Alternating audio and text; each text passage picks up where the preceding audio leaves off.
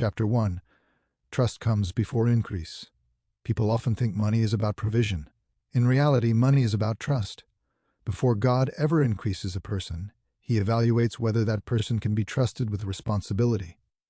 Over the years, I have learned that God is not withholding blessing from people because He is distant or unresponsive.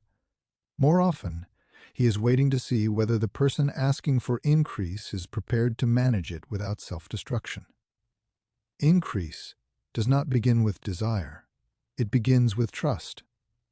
I remember a moment early in my ministry that shaped how I would teach on money for the rest of my life. Around 2001, my cousin, he was about 12 years old at the time, came to me frustrated and desperate. He was struggling financially even at that young age, and the pressure he felt was real. He told me he was thinking about doing something illegal just to get money in his pocket. What struck me wasn't just the temptation, it was the belief behind it. He thought money was something you grabbed, not something you were entrusted with. That conversation stayed with me. At that time, I wasn't rich. I didn't have excess or luxury, but I did own my own home, and I had multiple businesses. More importantly, I understood structure. I understood responsibility. I understood that money responds to systems, not emotion. Sitting there, talking to him, I realized something. People don't get into trouble with money because they are evil. They get into trouble because no one taught them how trust works. That moment became one of the reasons I began focusing on teaching people how to manage money the right way, not hustling in the destructive sense, but building, organizing, and stewarding what they already had. As a pastor, I've noticed that many believers struggle with a sense of unworthiness when it comes to money. They don't believe God trusts them enough to increase them. They pray faithfully. They attend church. They give when they can. But deep down, they feel overlooked. What they don't realize is that God's trust is not emotional. It is functional. God does not increase people based on how sincere they sound in prayer. He increases people based on how faithful they are with responsibility. Trust always comes before increase. This principle is consistent throughout Scripture and life. God evaluates patterns, not promises. He observes how a person manages what is already in their hands. If someone cannot manage a little without chaos, increasing them only multiplies the chaos. This is not punishment, it is protection. God's restraint is often mercy disguised as delay. I've had conversations with young believers who tell me they are waiting on God to bless them financially. When I listen closely, what they are really waiting for is relief, not responsibility. They want God to remove pressure without changing patterns. But trust is built through consistency, not urgency. God does not reward impatience with increase. He rewards reliability. One of the biggest misunderstandings in the church is the idea that faith alone qualifies a person for financial growth. Faith is essential, but faith without stewardship has no structure to flow through. God does not pour increase into systems that collapse under pressure. He looks for order. He looks for discipline. He looks for maturity. These qualities signal trustworthiness. When I reflect on that conversation with my cousin, I realize now that God was teaching me something before I ever taught anyone else. He was showing me that money reveals readiness. It reveals whether someone understands responsibility or only wants relief. It reveals whether someone is thinking long-term or living moment to moment. And it reveals whether someone understands that increase is not a prize. It is an assignment. Many believers want financial freedom without financial formation. They want overflow without order. But trust does not work that way. Trust grows in environments where responsibility is practiced daily. God entrusts more to those who prove they can manage pressure without compromise. Over the years, I've watched people receive sudden increase and lose themselves in it. I've also watched people grow steadily and remain grounded. The difference is never talent or luck. The difference is trust. God trusts people who understand that money is a tool, not an identity. He trusts people who don't confuse provision with validation. And He trusts people who respect structure even when no one is watching. This chapter is not meant to discourage you. It is meant to clarify something essential. God's trust is not mysterious. It is observable. It grows when responsibility grows. If you want God to trust you with more, the question is not whether you are faithful in prayer alone. The question is whether you are faithful in practice. Increase begins where trust is proven, and trust is always tested before it is expanded. Chapter 2, Stewardship on S. Proof of Character. One of the most misunderstood words in the church is stewardship. Many people hear it and immediately think about giving, tithes, or offerings. While generosity is part of stewardship, it is not the foundation of it. Stewardship is not about what you give away. It is about how you manage what you keep. At its core, stewardship is proof of character. It reveals how a person thinks, plans, prioritizes, and responds to responsibility. As a pastor, I've noticed that people often want to talk about blessing before they talk about management. They want increase without evaluation. But stewardship is how God evaluates readiness. Before He trusts someone with more, He observes how they handle what they already have. Stewardship answers a simple but weighty question. Can this person be trusted to manage resources without neglect, waste, or entitlement? Over the years, I've had countless conversations with younger believers who felt stuck financially.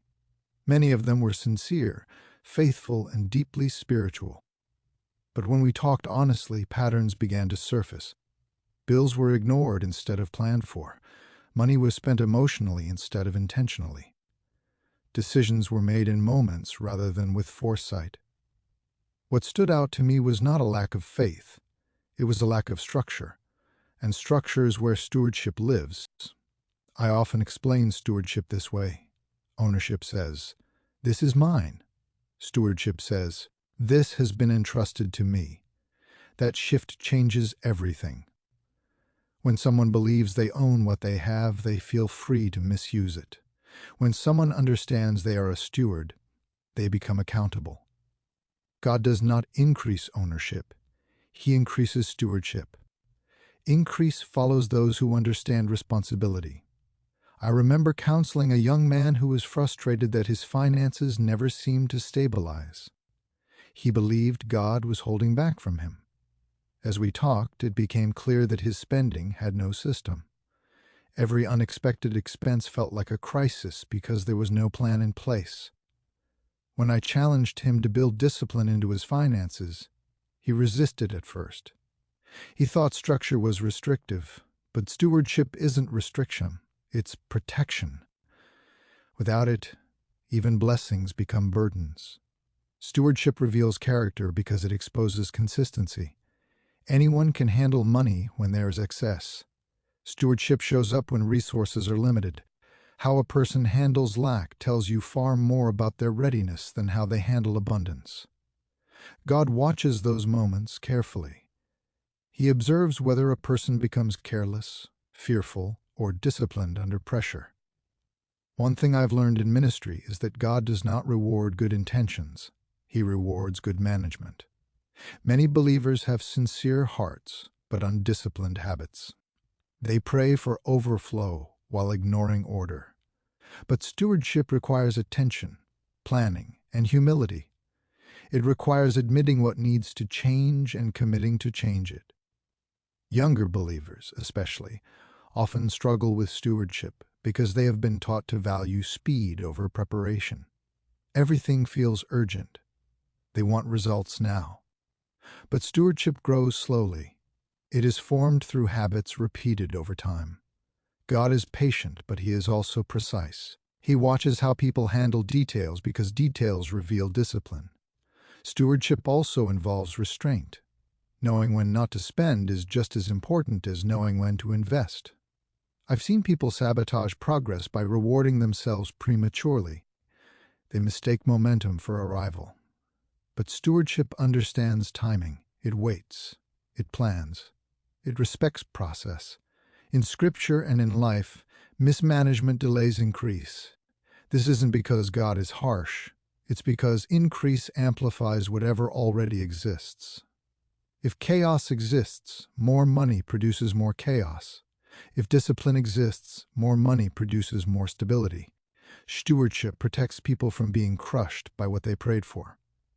As I reflect on years of ministry, I've realized that stewardship is one of the clearest indicators of spiritual maturity. Mature believers do not need constant reminders to be responsible.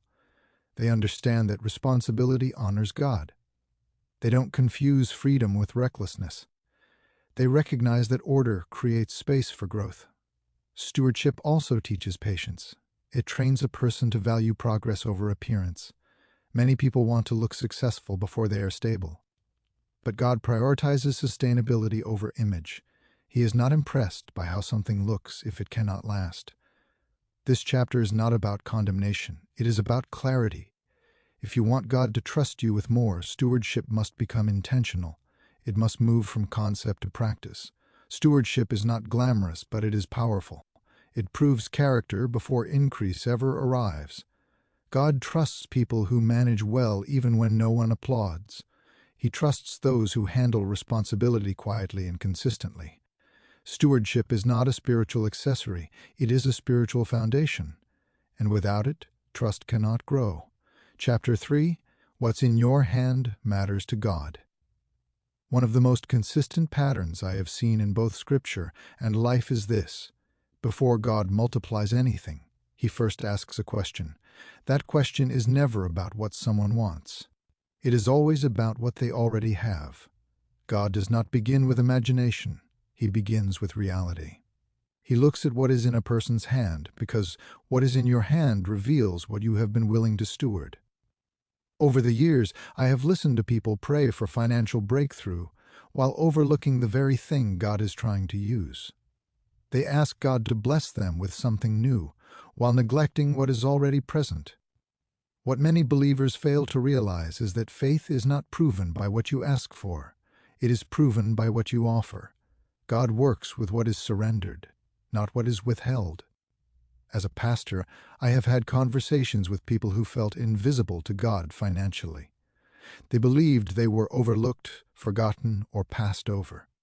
But when we talked honestly, it became clear that what they had was being dismissed as insignificant. A skill was being ignored. A small income was being mismanaged. An opportunity was being treated casually. They were waiting for something bigger, not realizing that God was watching how they treated something small. I often remind people that God has never needed much to work with. He needs willingness, honesty, and stewardship. Throughout Scripture, multiplication always starts with something tangible. A resource, a responsibility, a task.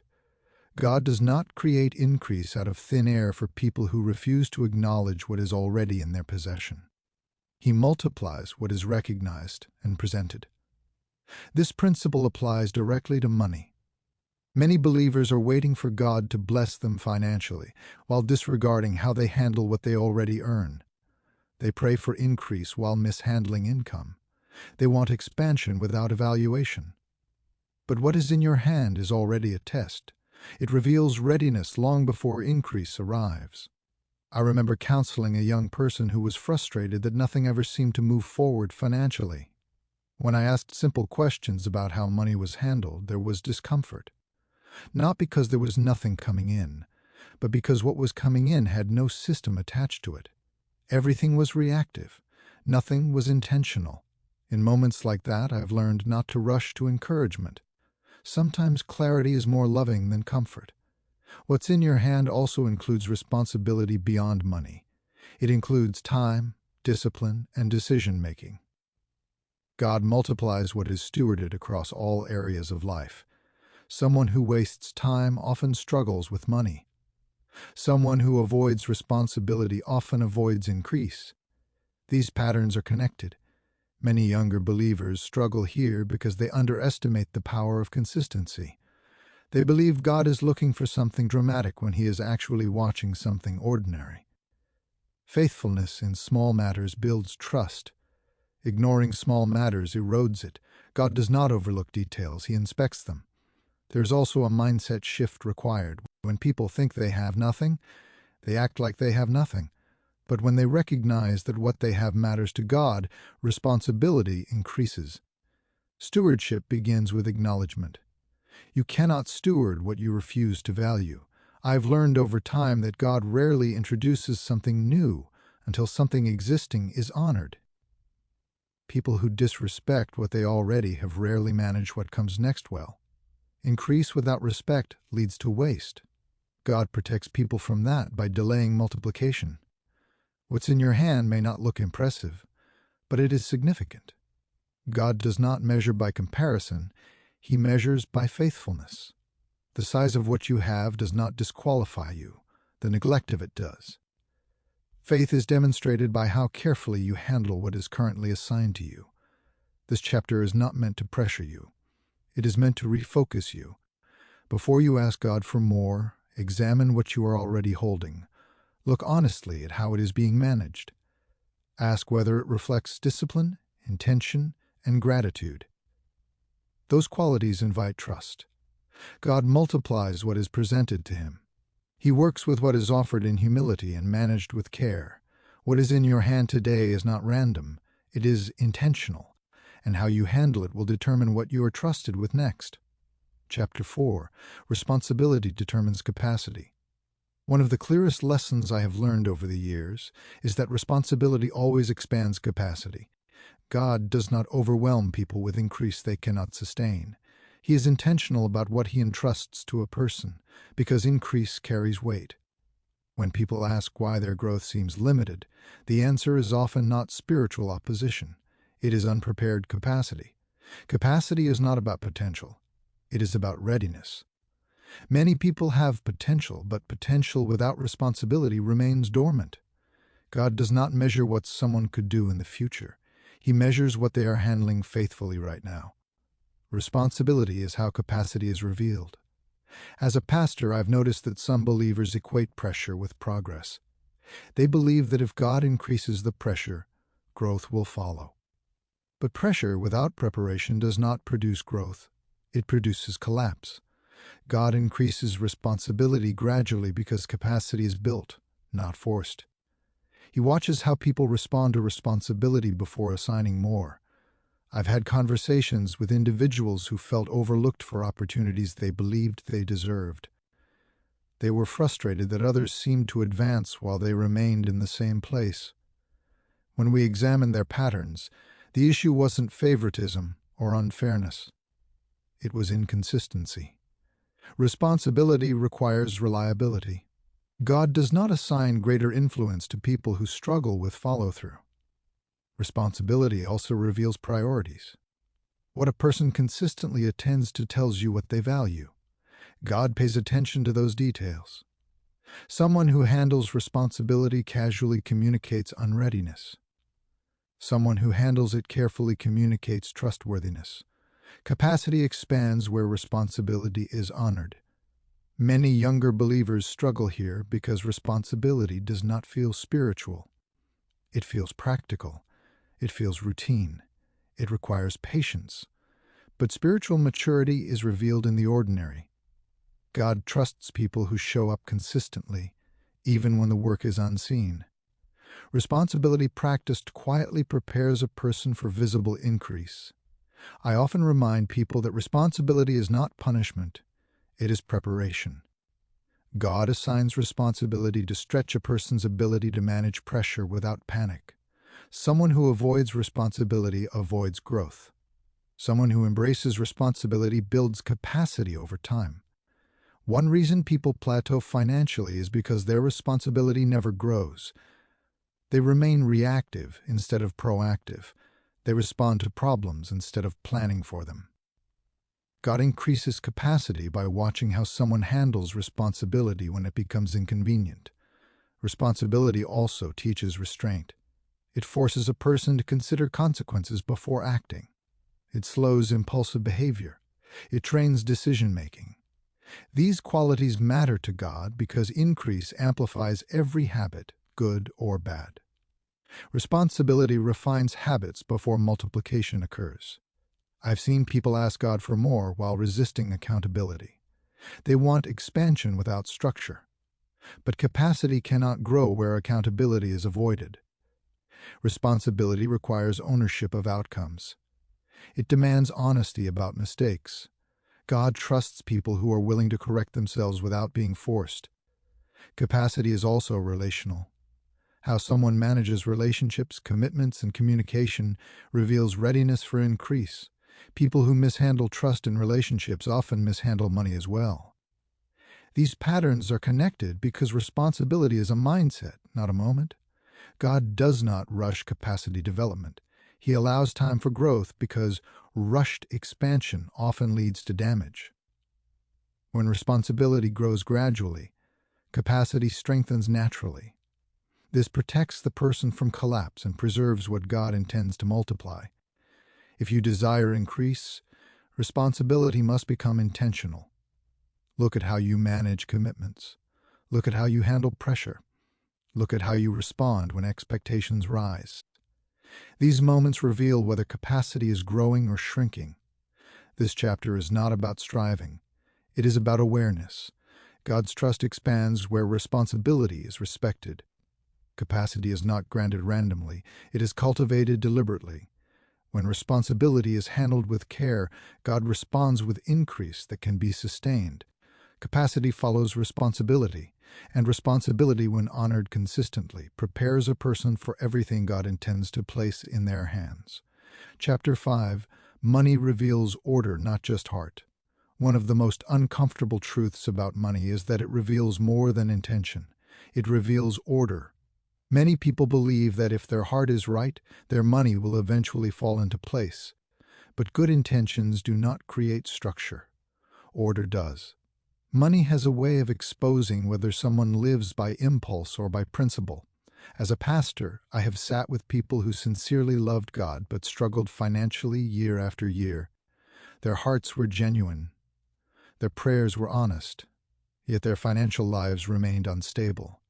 Over time, I learned that sincerity does not substitute for order.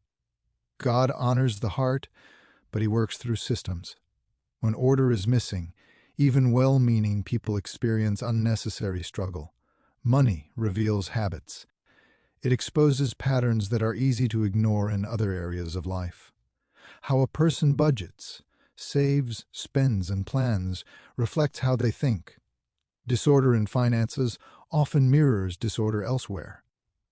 God does not condemn people for disorder, but He does not multiply it either. Increase amplifies what already exists. I've had conversations with younger believers who assumed money problems were spiritual attacks.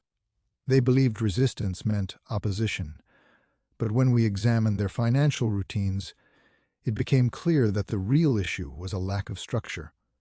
Bills were handled late. Decisions were made emotionally. There was no margin. In those moments, I've learned to speak gently but truthfully. Order is not punishment. It is protection. One reason money is such a sensitive subject is because it touches identity. People often confuse financial struggles with personal failure. But money is a tool, not a measure of worth. Still, it reflects how responsibility is handled. God pays attention to patterns because patterns reveal readiness. Order requires intentionality. It doesn't happen accidentally. It must be established and maintained.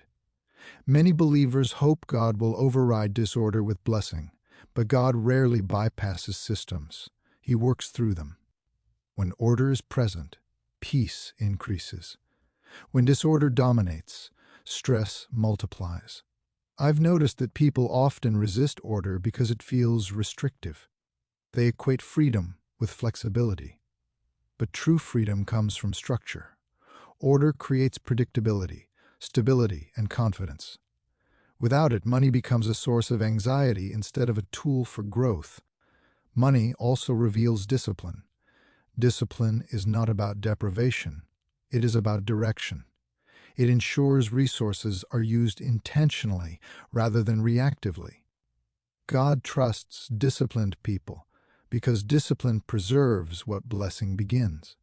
Another misconception I've seen is the belief that more money will fix disorder. It won't.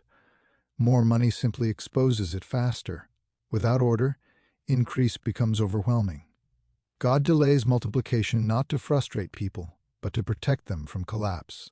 As I reflect on years of pastoral conversations, I've realized that money reveals priorities more clearly than words ever could.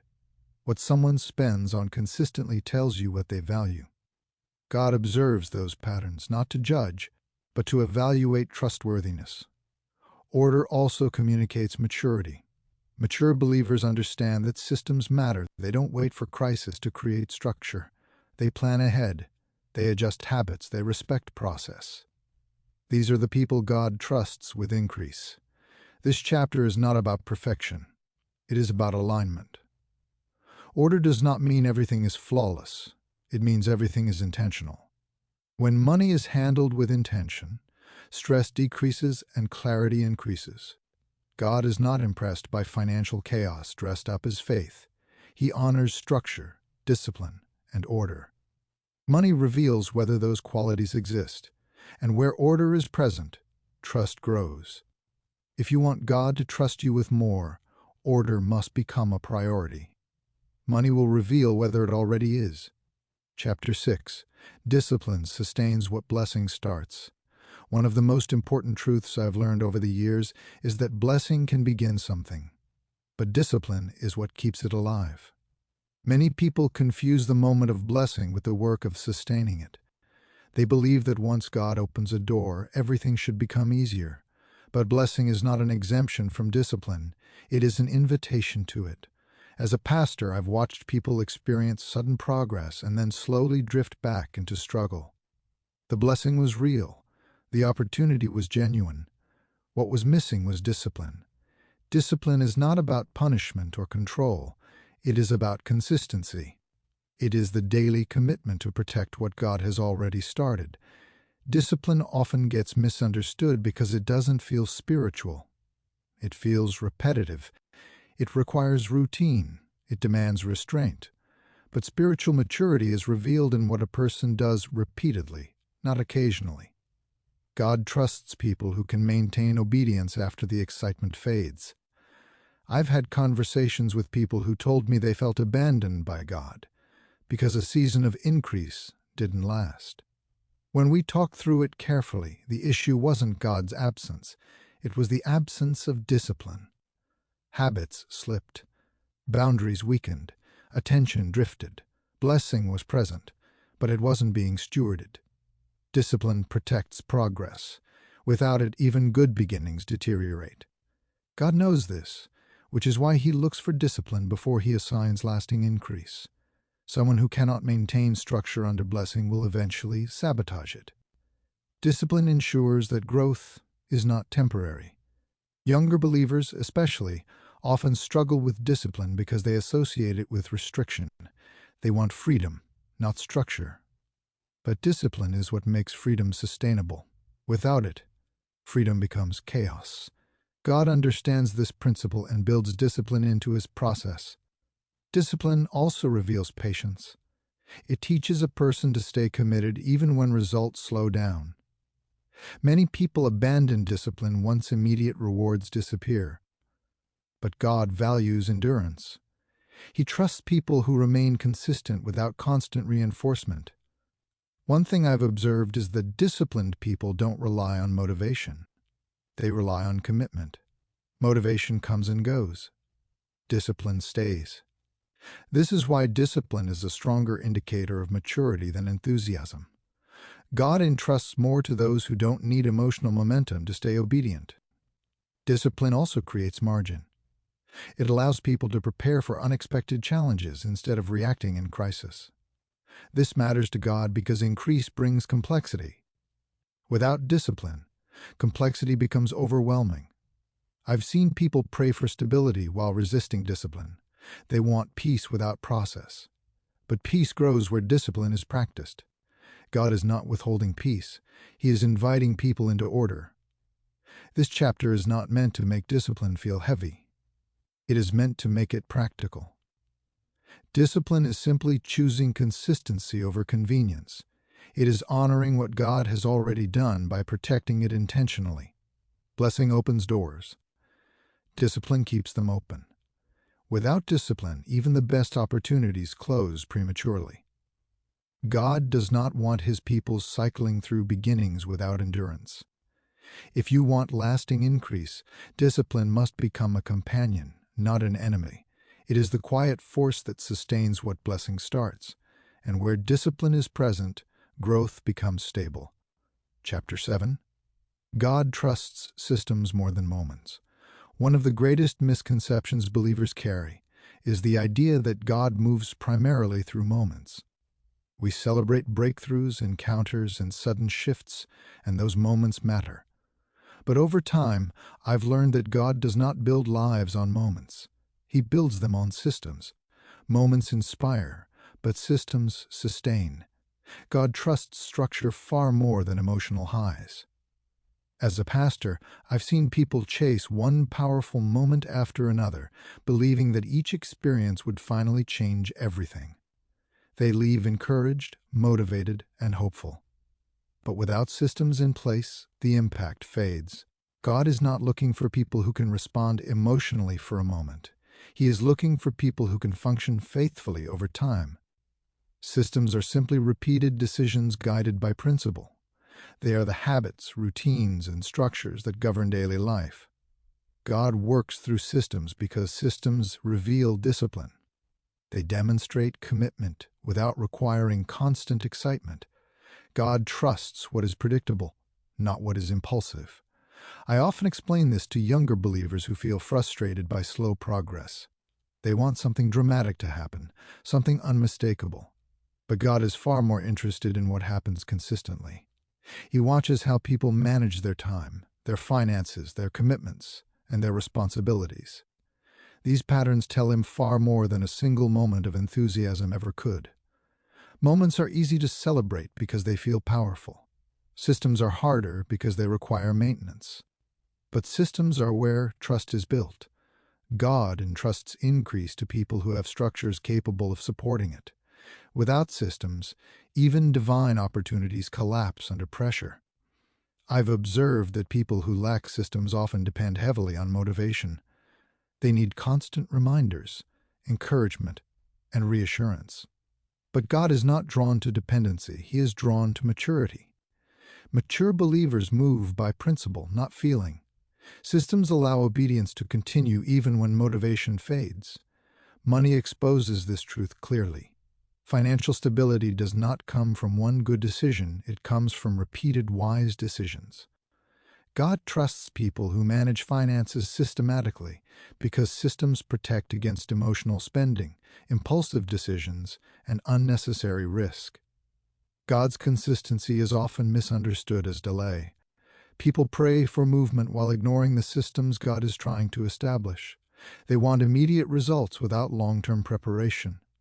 But God does not rush outcomes that require infrastructure. He builds slowly so that growth is sustainable. Systems also create peace.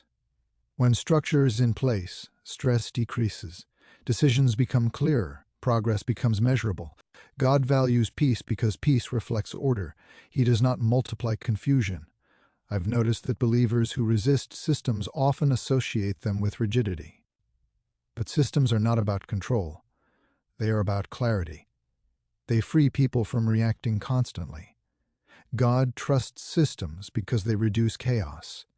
This chapter is meant to reframe how you think about progress. Don't measure your growth by how intense a moment feels. Measure it by how consistent your systems are. God entrusts more to people who demonstrate stability. Moments can inspire change, but systems sustain it.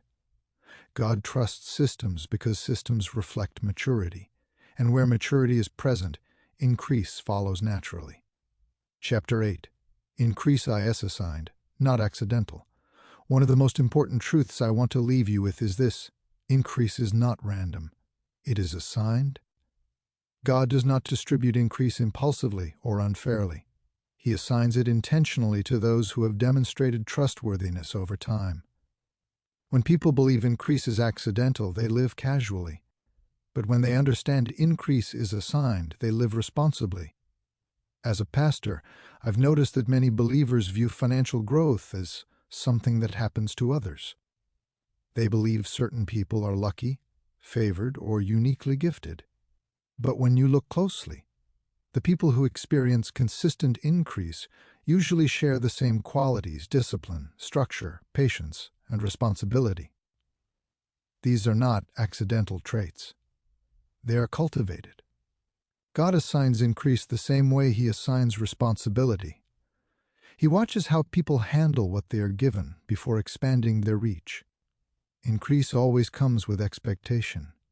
It carries responsibility, pressure, and accountability. God does not burden people with increase they are not prepared to manage.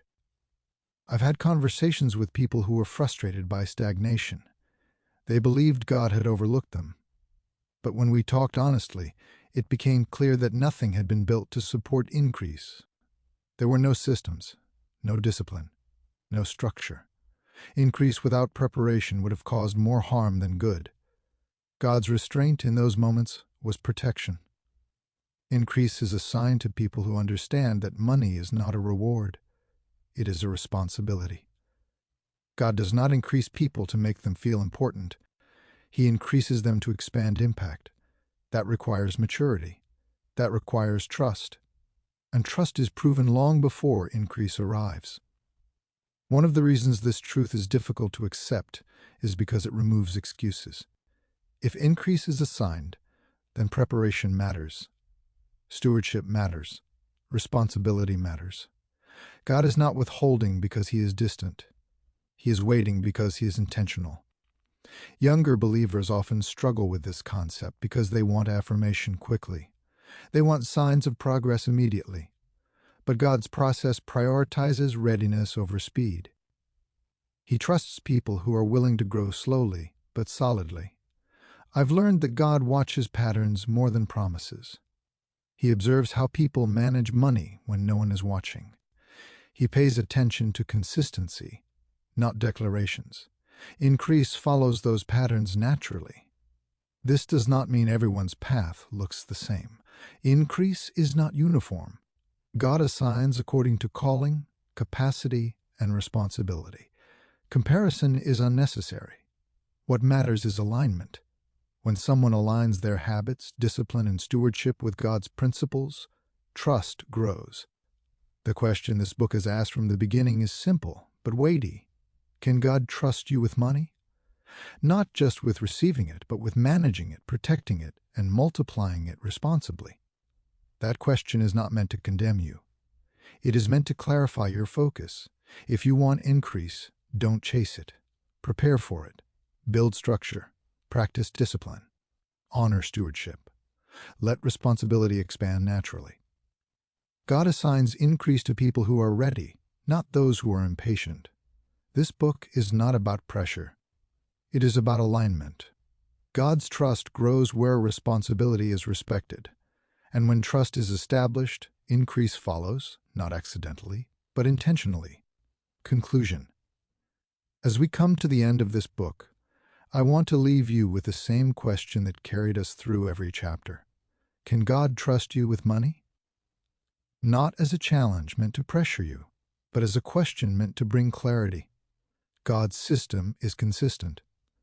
When stewardship, responsibility, and discipline are present, increase follows naturally. Not accidentally, not emotionally, but intentionally. If this book caused you to reflect, reassess, or realign how you think about money and trust, then it has done its job. Growth begins with awareness, and alignment always precedes increase. My prayer is that what you've heard here helps you build structure, maturity, and confidence in how you steward what God has placed in your hands. If this message resonated with you, I invite you to subscribe to this channel so you can continue growing with teachings like this. And if you want to connect further, receive ongoing ministry support, and be part of what God is doing through our fellowship, visit kingdomprosperityfellowship.com. That's where you can learn more about the ministry and join us as we continue these conversations together. Thank you for listening. Stay disciplined, stay aligned, and remember, God trusts those who honor responsibility.